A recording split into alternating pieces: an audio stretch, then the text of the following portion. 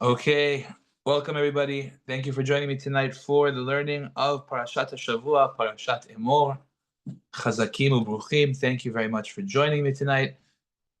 We'd like to dedicate tonight's learning for the complete and speedy recovery of Eliyahu ben Sarah, Mordechai ben Sarah, Eliana Liel bat Yocheved Leah, Menachem ben Chorshid, Malkiel ben Soraya, David ben Nahid Sarah, and Kol Cholei Israel. Hashem should send them all a speedy recovery. Betoch Shar Cholei Israel. Very quickly, if you have any other names we want to add, please let me know before we start. Okay. May Hashem send them all a refuah shlema. We should hear only good news in all of Am Yisrael, wherever they may be. Okay, so the parasha starts off with the laws of the Kohanim. We know that Kohanim have very different laws than regular Israelim, regular Israelites. They have a different set of rules. And then it goes on to talk about the Kohen Gadol. The Kohen Gadol is the high priest that has an even more interesting set of rules, that besides what Kohanim cannot do, he has even added restrictions to himself as well. So one of those restrictions is as follows. Oh, we're learning for the Refuah Shlema Vladimir ben Sarah. Thank you very much. Yizku lemitzvot. Mitoch shar cholei Yisrael. Okay, so one of those interesting halachot is, as you know, a Kohen cannot go to any of the funerals of his friends. He can only go to the 7 immediate relatives: father, mother, brother, sister, son, daughter, wife, and even sister has limitations. It has to be that she was never married before. It's a whole thing. The parasha talks about it. The Kohen Gadol has added restrictions. The Kohen Gadol is not only forbidden to go to any random person's funeral, but he cannot go to the funeral of even his closest relatives. He cannot go to any of their funerals. He's got a serious restriction. And then, furthermore, the pasuk tells us, "Umin hamikdash lo yetze." Now, ordinarily, a kohen cannot go to a funeral, but he can still be a part of the procession. The procession, as you notice, a kohen cannot be in the same room as a dead body. That's being under the roof of a dead body, but he could go and partake in the procession under the open sky. Now, over here, the Kohen Gadol has an added restriction that he cannot leave the mikdash to join the procession. Umin hamikdash lo yetzeh. He cannot leave.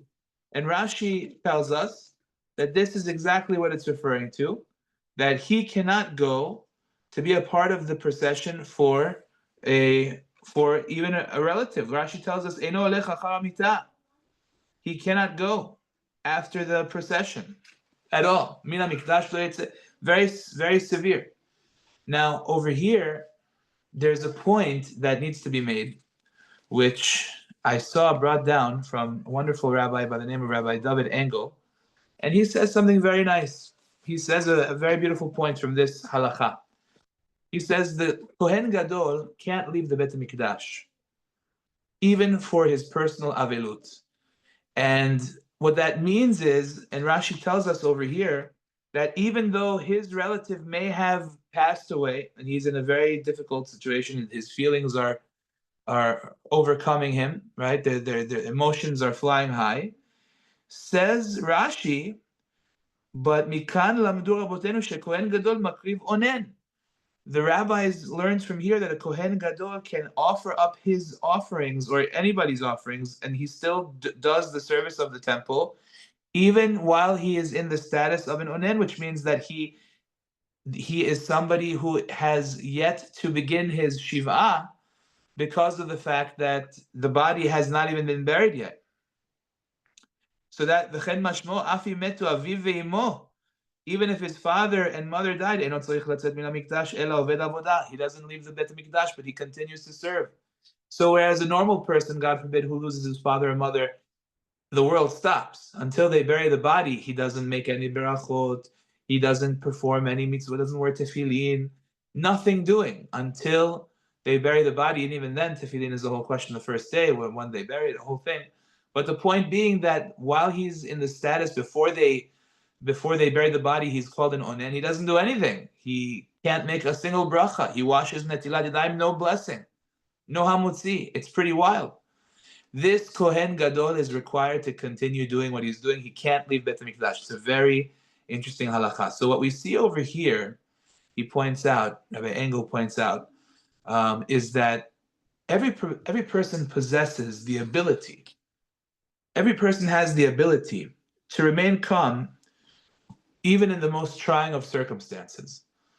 That the idea that this Kohen Gadol can continue to do his service as if nothing has happened means that he has the ability to say to his own emotions, look, I understand that right now we're going through suffering, we're going through a challenge. It's not easy to just continue to do what we're doing. But the bottom line is that I have a job to do and I have to continue. This is what is being asked of me right now. And therefore he has to keep doing it, which is quite an amazing idea. Then he brings down a beautiful point from the son of the Alter of Kelm, Reb Nachum Zev. Very interesting idea. Reb Nachum Zev says this is exactly the concept that we find by Tzipora, the wife of Moshe. If you remember, way back when, Parashat Shemot, we had a whole discussion about how Moshe Rabbeinu was traveling with his wife and children to Egypt. And they stopped off at a hotel. Now, he had just had a son, and it was the 8th day, and he had to do a Brit Milah for his son. Now, instead of dealing with the Brit first, he went to deal with the hotel arrangements beforehand. And then it says something very frightening. So he was on the way, he was in the hotel. Hashem, and Hashem met up with him, and decided and he wanted to kill Moshe. And then it says Tzipora took the rock that she saw immediately. She took that sharp rock. She performed the Brit Milah on her son. And at that point, Moshe was saved.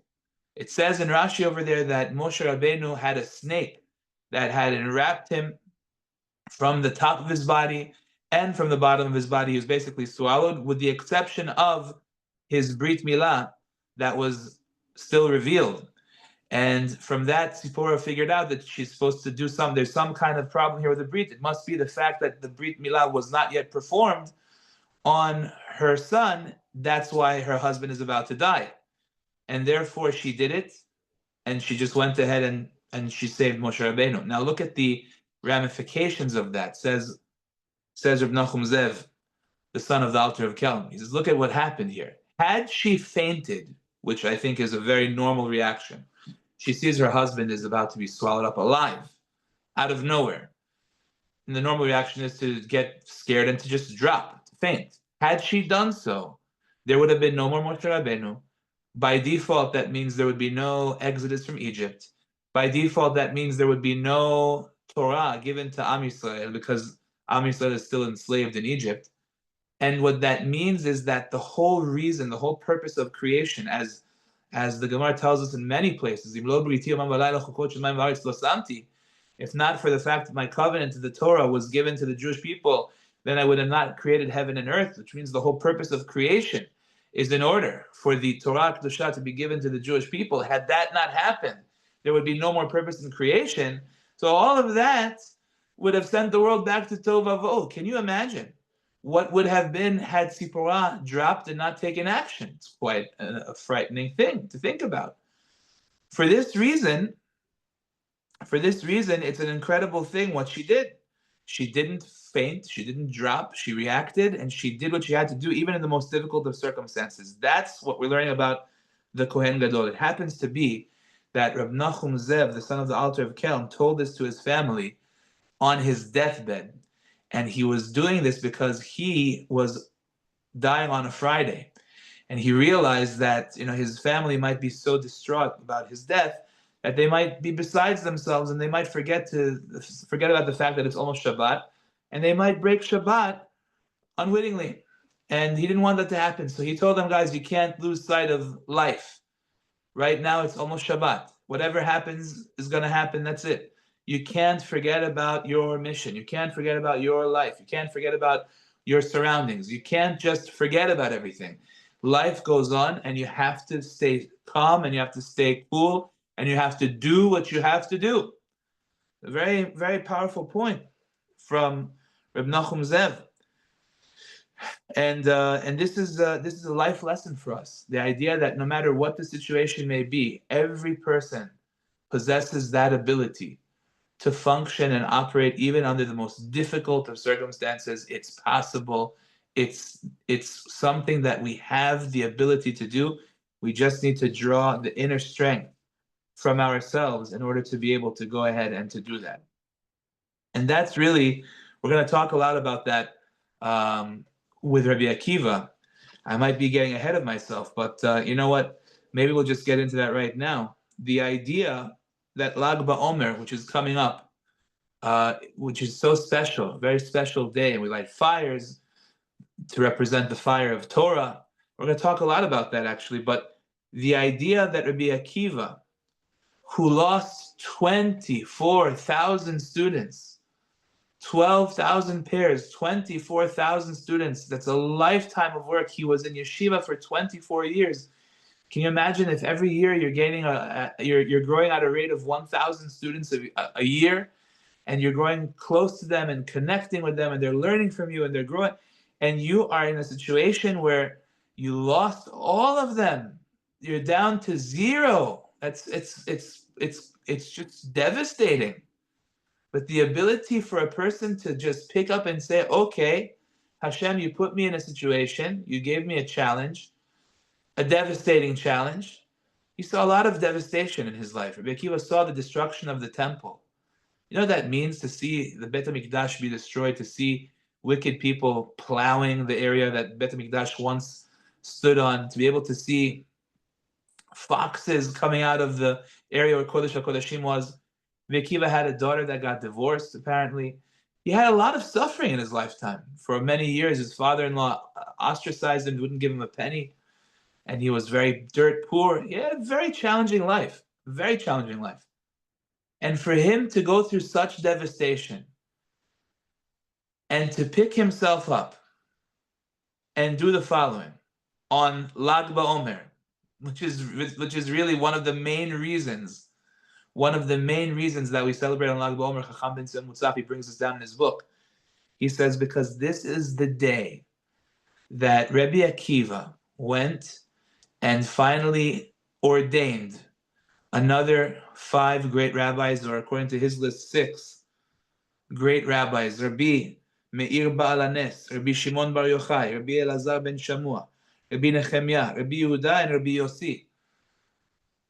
Great tzaddikim, from which the Gemara tells us that if you ever have a Mishnah in the entire Shas with no name attached to it, it's just a blanket statement that does not have a name, you should know that that is authored by Rabbi Meir, who was a student of Rabbi Akiva.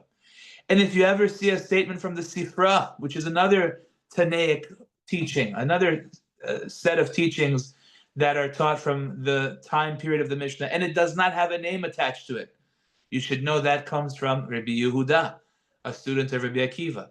And the list goes on.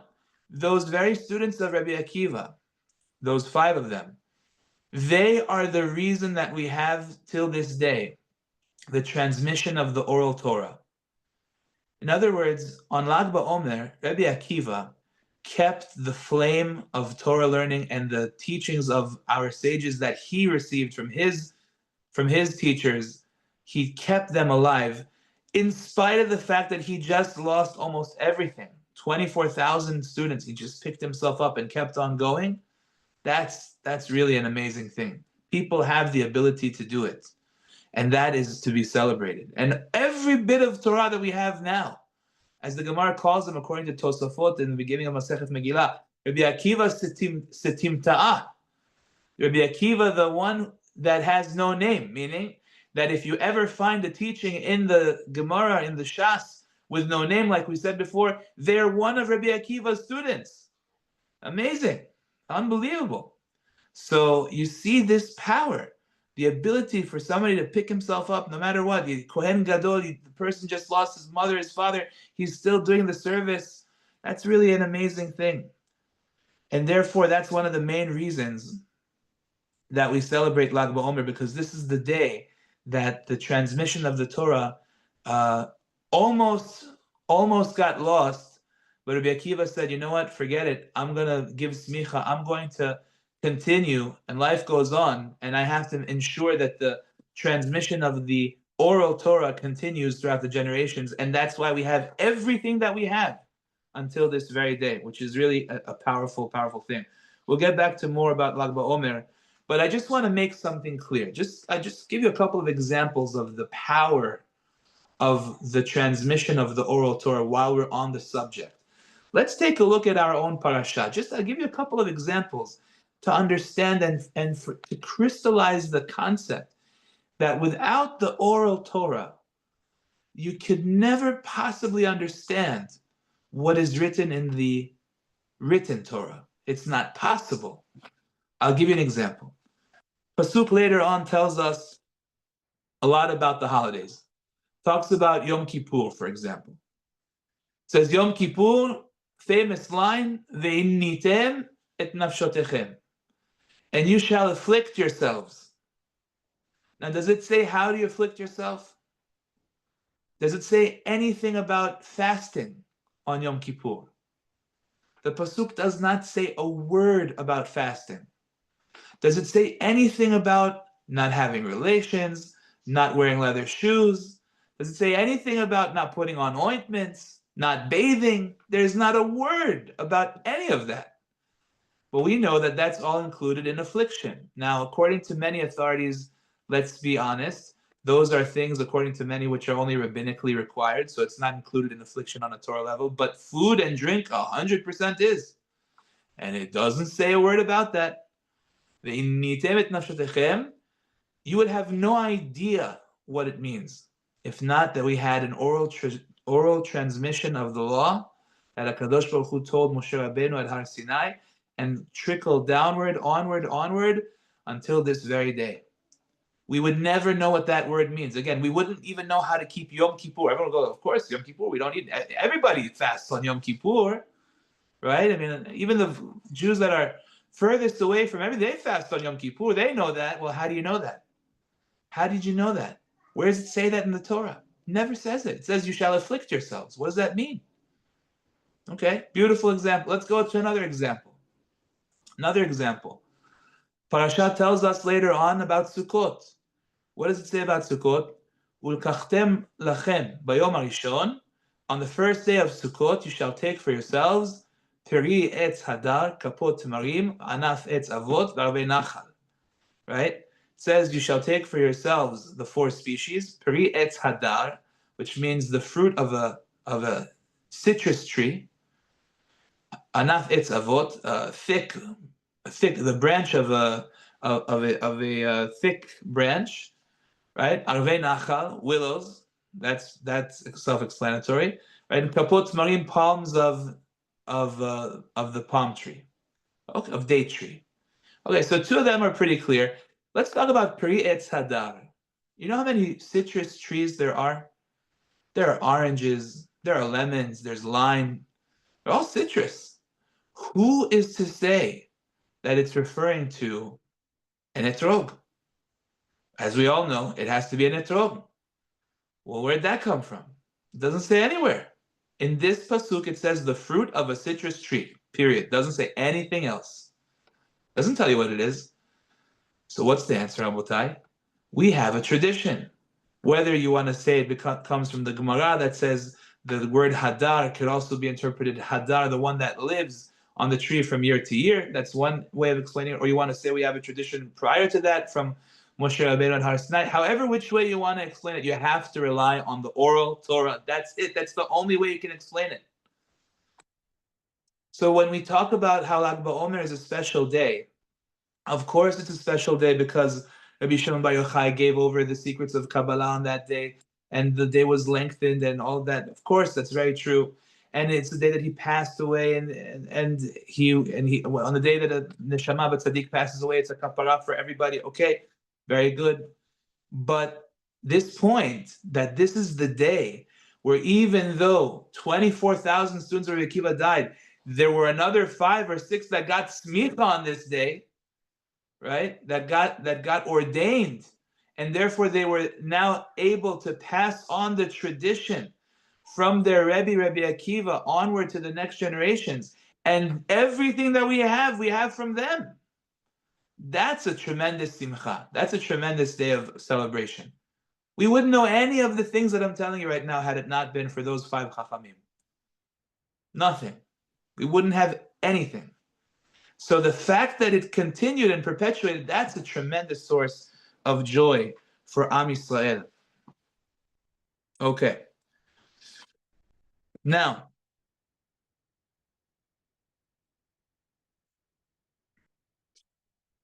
there's a very interesting discussion that Rav Melech Birman brings up over here on the study of the Moadim. If you look in the Moadim, at the end of the Parashat, it lists for us all of the different holidays that come up. First, it talks about Shabbat.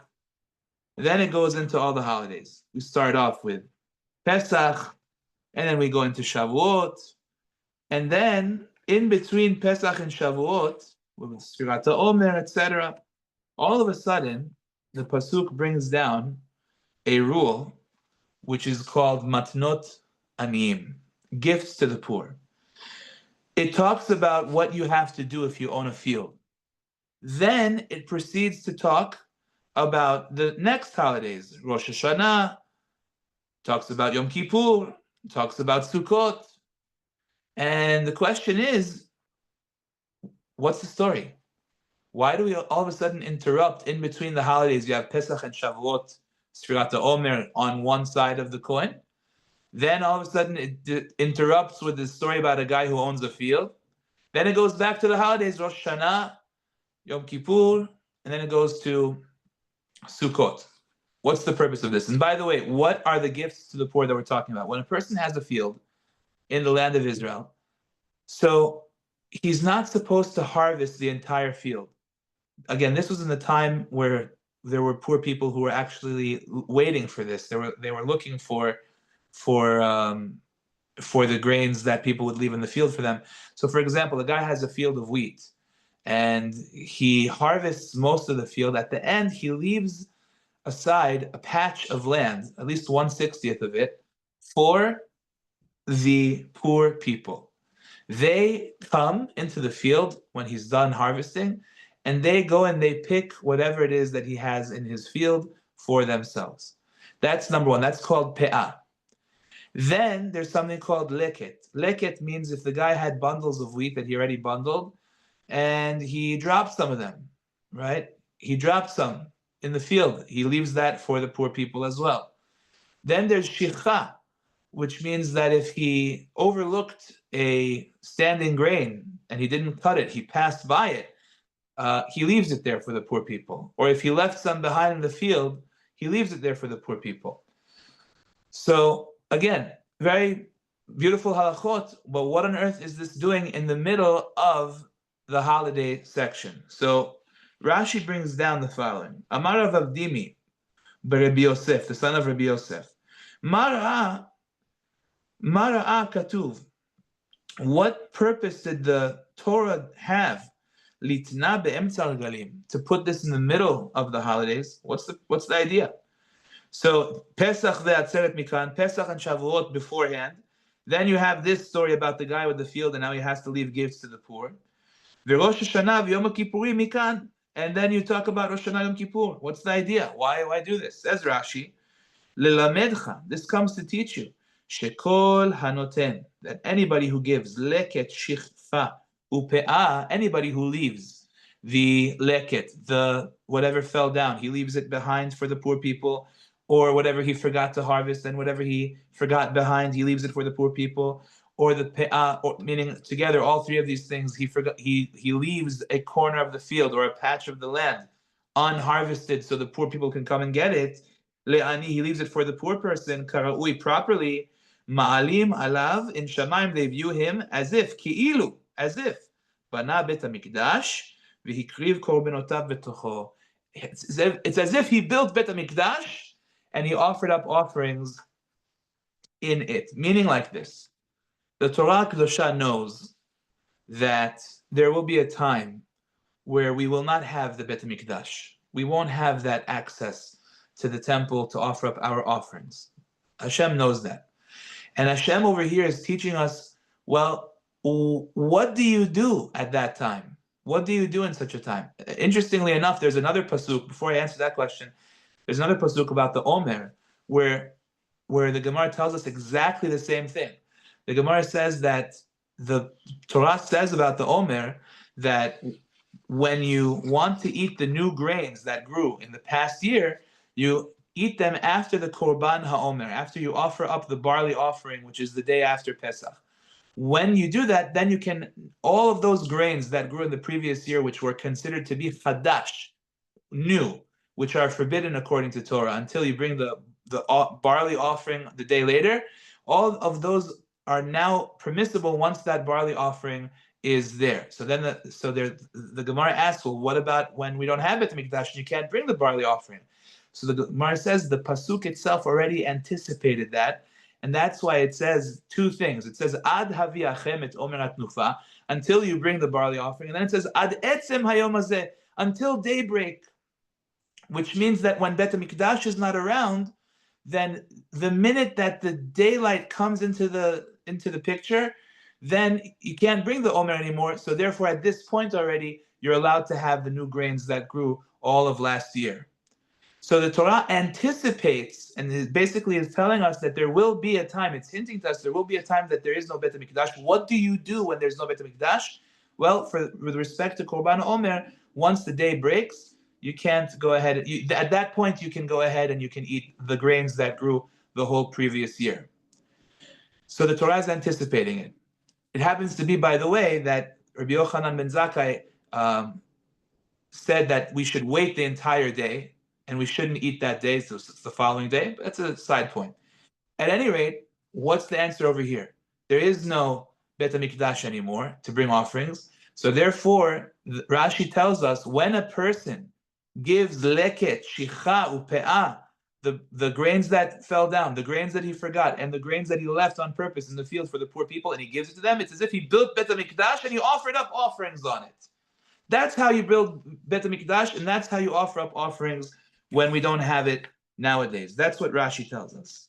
Now, the question becomes, and this is a beautiful question from Reb Nosson Gestetner, the Lehrot Natan. He asked a very beautiful question. He says, wait a minute. Why is giving these gifts to the poor like building Bet HaMikdash? What is the idea for that, behind that? And it's like offering up offerings in Bet HaMikdash. What's the connection? I gave poor people food. What does it have to do with Bet HaMikdash? So he explains the following.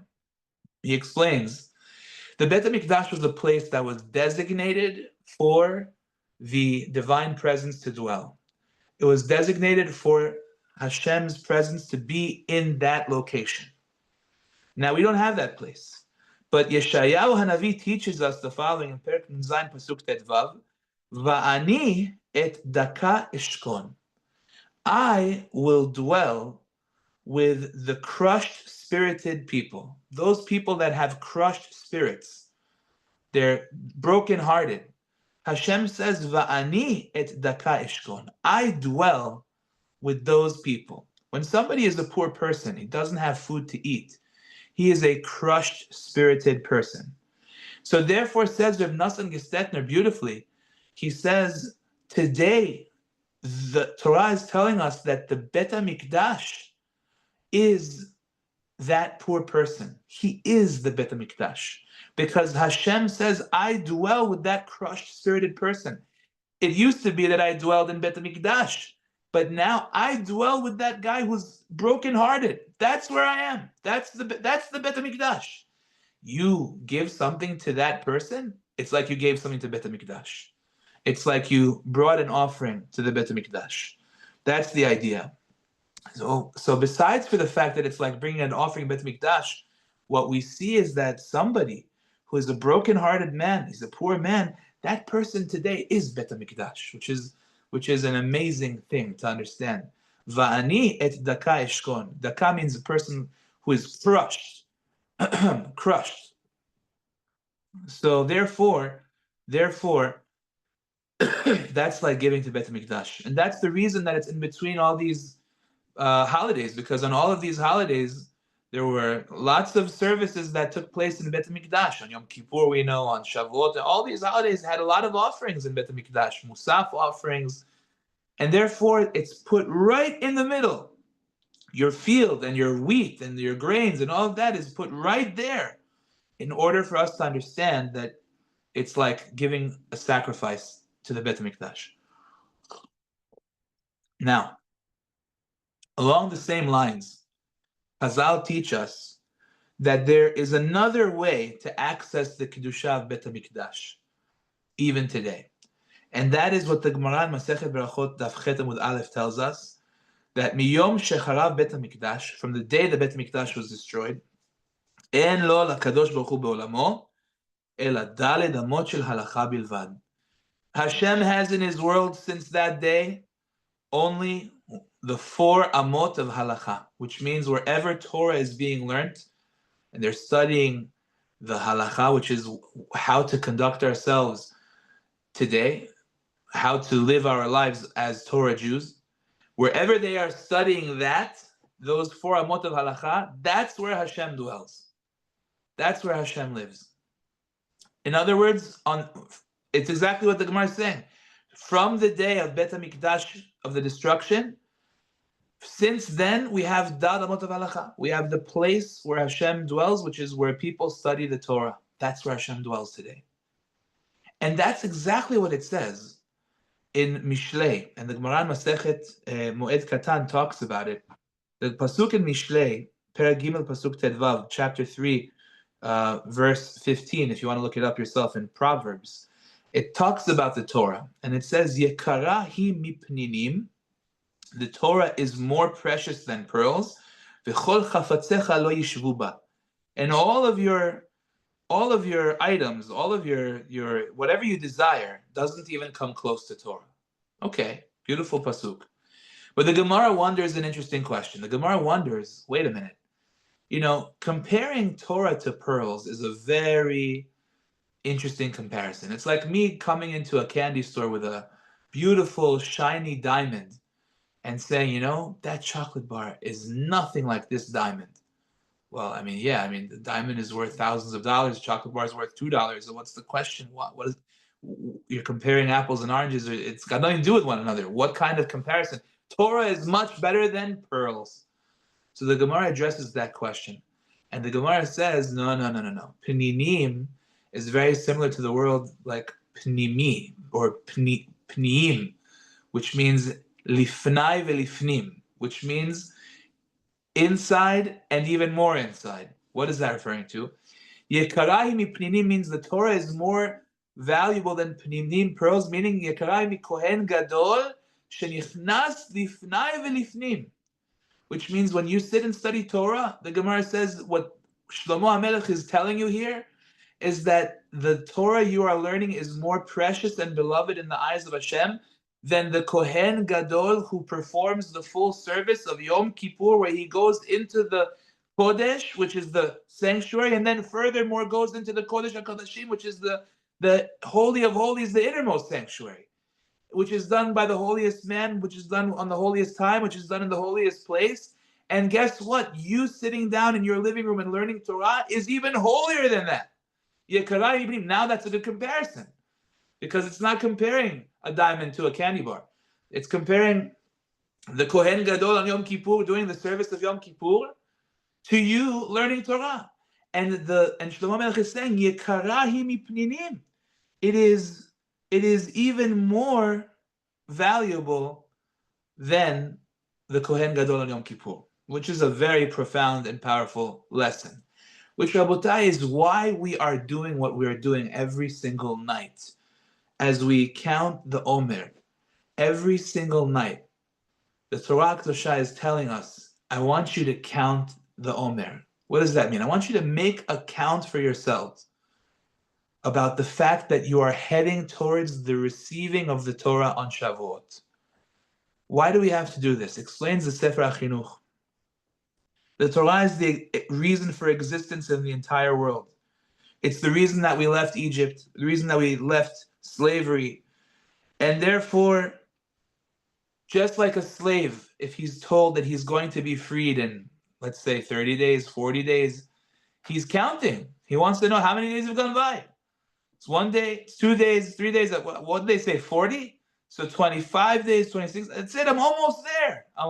He's counting. He wants to know, when is he going free? So too over here, Yekarai Miprinim, the Torah Kedosha that we're about to get is even holier than the Kohen Gadol of Yom Kippur. We need to know when we're getting it. We want to know. We're counting.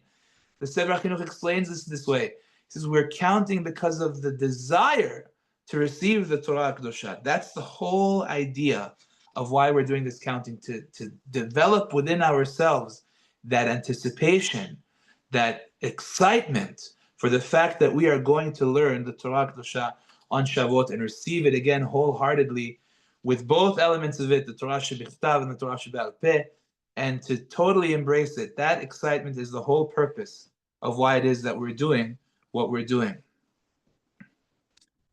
Just jumping back to Lag BaOmer a little bit, I wanted to share with you a few more reasons that people might not be aware of why it's such a special day. And the first reason that I wanted to share with you, besides what we mentioned before, that's the Yortzeit of Rabbi Shimon Bar Yochai and all the different things we talked about, Lag BaOmer corresponds to, Kabbalistically, if you ever look in the Sidurim, it tells you that each night corresponds to a different attribute of the Kabbalistic attributes, the 7 midot, the 7 lower midot. Well, actually, if you look at there, you'll see all of what it says. But if you look at Lag BaOmer, you'll see that that corresponds to the night of Hod Shebehod, splendor of splendor.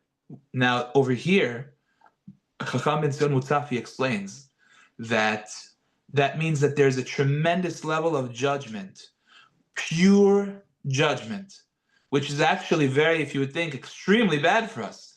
There's nothing loose about it. It's very tight, very, very severe judgment that is spread all over the whole entire Jewish people. So how is that a good thing? Why is that a time to celebrate?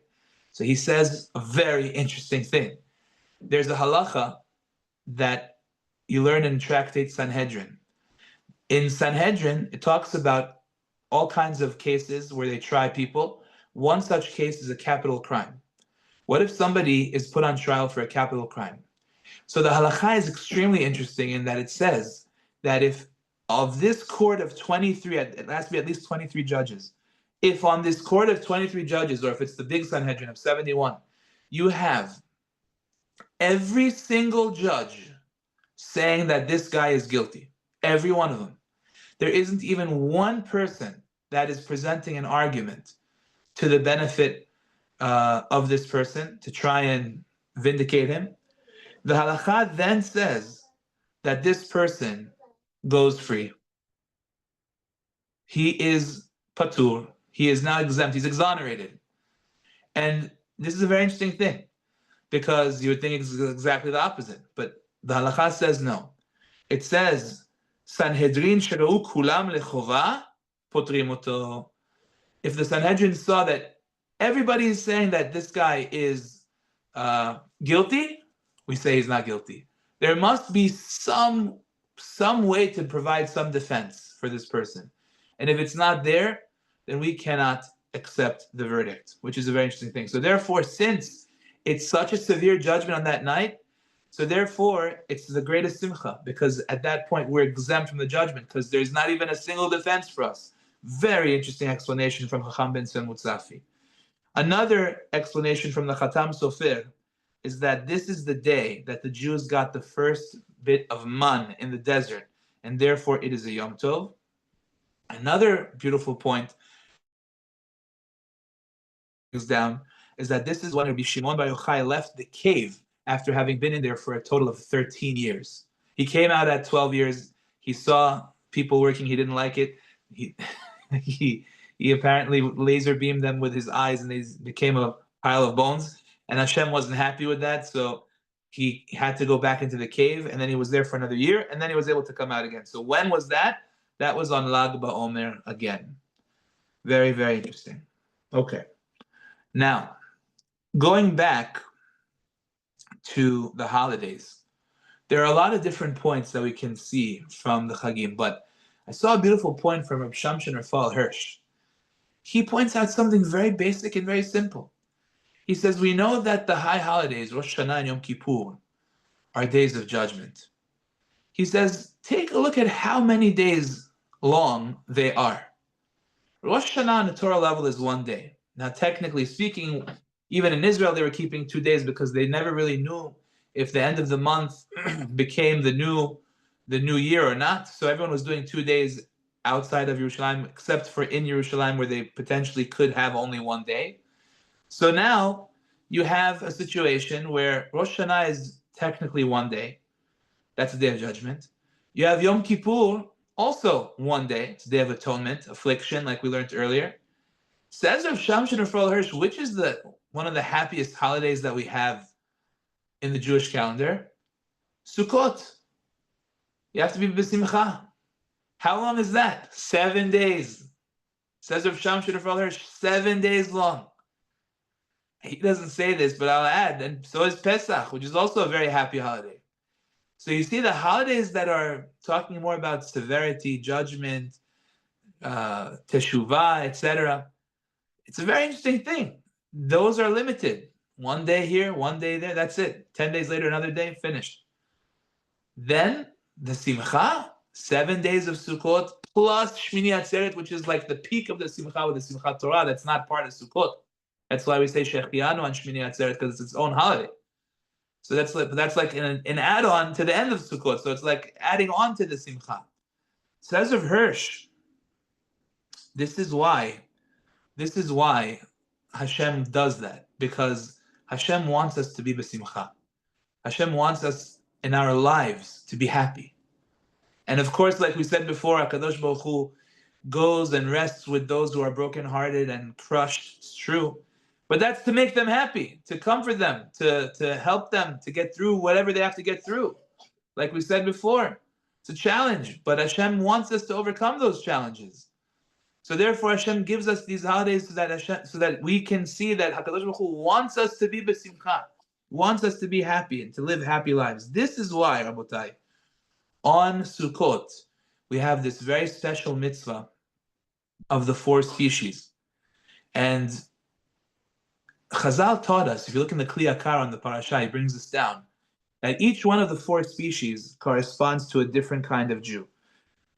The etrog has good taste and it has good smell as well. So that's one kind of Jew. He has Torah, he has mitzvot, chesed, right? He smells good, he tastes good. Then there's a hadas. The hadas has a beautiful smell, it has no taste. So this is a Jew who has some and he's lacking some. Then you have a lulav, it has a great taste. It comes from the palm tree, dates, but it has no smell. Then you have the arava, the willows, that have no taste and they also have no smell. They're lacking everything. So we have here 4 different categories of Jewish people. Some that are in the middle, some that are better, some that are worse, some that have nothing, and some that have everything. You know? So what's the point over here? So says the Kli Yakar, beautiful, beautiful lesson.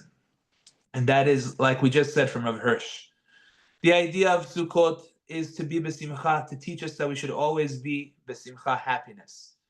There's one thing that can squash a person's happiness, and it's so sad, we see it all the time. That's when there are fights. That's when there are machlokot, when there are unfortunate disagreements and disputes between people that causes people to be upset at each other, to be angry at one another, and to distance each other, to distance themselves from one another. And that is not what we're looking for. Hashem says on Sukkot, which is a time that you should be happy. That's why this holiday is a beautiful 7 days long, followed by Shmini Atzeret, Simchat Torah, which is the happiest highlight of the year. Beautiful. So happy. Hashem says, you know what? This is the time for everybody to come together. Everybody should be united in one bundle. As we say, Yom Kippur, v'yasu kulam aguda achat la'asot retzoncha b'lev Hashem. Hashem, we make us all one big bundle united. And when there's unity and there's friendship and camaraderie amongst Bnei Yisrael, that's when we have so much simcha and so much joy in our nation. That's why we do this at this time, because that's the greatest simcha. That's the reason why in the Ketoret, as we learned on Yom Kippur, the Kohen Gadol has to go into the Kodesh HaKodashim and offer up the 11 spices. If he's missing one, if he's missing even one of those 11 spices, chayav mita, and there's one spice that has a foul stench, the chelbena, the frankincense, smells awful. Smells awful. But that frankincense represents the Jew who's a little bit far away from Torah and mitzvot. But Hashem says if that frankincense is missing from the mixture, the ketoret is disqualified, and the person who did it is supposed to get a death penalty. A death penalty. We don't leave out any Jew. We don't. Every Jew is part of the picture, is part of the whole package. We need to be united. That's the idea, Rabotai. We have to be united. That's the greatest joy. I was listening to, I believe it was the U.S. envoy recently. He was talking to a group of the hostages. As you know, there was a hostage that was recently, Baruch Hashem, freed from captivity. Dan Alexander, Baruch Hashem, he's freed. May he be well, may he be healthy, and may we see the retrieval of all the other hostages in good health, B'ezrat Hashem. But, you know, one of the things that the U.S. envoy, I think his name is Steve Witkoff, he said to the Israelis in the room, he said, we have full knowledge of the fact that Hamas attacked on October 7th because they saw the division in the country. They saw the division in the country. They realized that now you're vulnerable. When you're united, when you are united, you are able to withstand difficulties. When you are separated from each other, you are vulnerable. And that's something that they have intelligence about. Abotai, we have intelligence about this from the Torah Kedosha. The greatest joy is when we're united. But when we are not united, we are vulnerable. Like Haman said, Yeshno Am Echad Mefuzar Meforad. Everyone's scattered all over the place. Now's the chance they can get us. So that's a key lesson that we all have to be aware of, to become one aguda, to become one group. And this is actually exemplified, you know, later on in the Parashat. It says that there was this one fellow, unfortunately, who cursed Hashem, and he was put to death. It's a very tragic story. But over there, it says, it describes who this man was. It says that there was a Jew who was arguing with another person who was a son of an Egyptian man.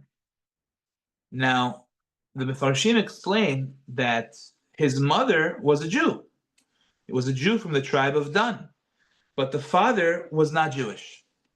So incredibly, this is the only such instance in the entire duration of the exile of 210 years that the Jews were slaves in Egypt, where there was one woman who unfortunately had relations with a goy, albeit through rape, chas v'shalom, we should never know.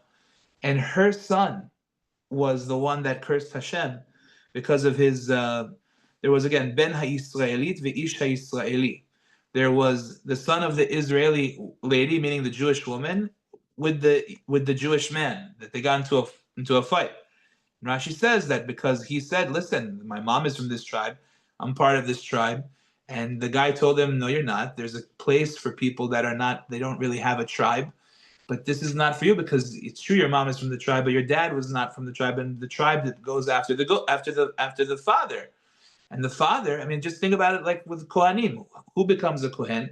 Somebody whose father is a Kohen, even if his mom is not a Kohen, but the tribe goes after the father. So therefore, you don't belong in this section in the tribe of Dan.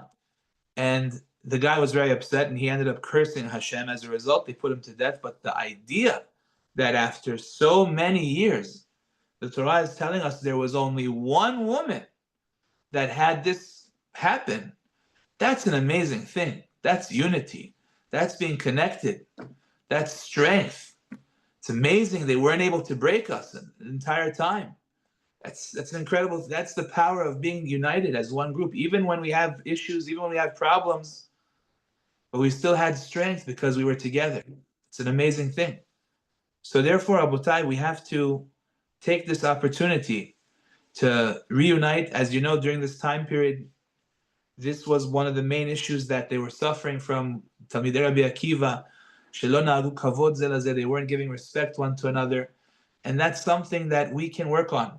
We can work on that element of respect towards each other, towards one another, to bring about unity in Am Yisrael, which is the greatest source of simcha. If people have issues with each other, let's try and be mature. Let's try and go above them and try and get rid of them so that we have simcha in Am Yisrael, which will bring us all great protection. I want to thank you all for joining me tonight. Tizku mitzvot. And Bli Neder, I hope to have shiur next week as well. I'll keep you posted about it. And Be'ezrat Hashem, I want to wish you all a happy and healthy Lag BaOmer and only good news. Thank you, everybody. Tizku mitzvot. Have a wonderful evening.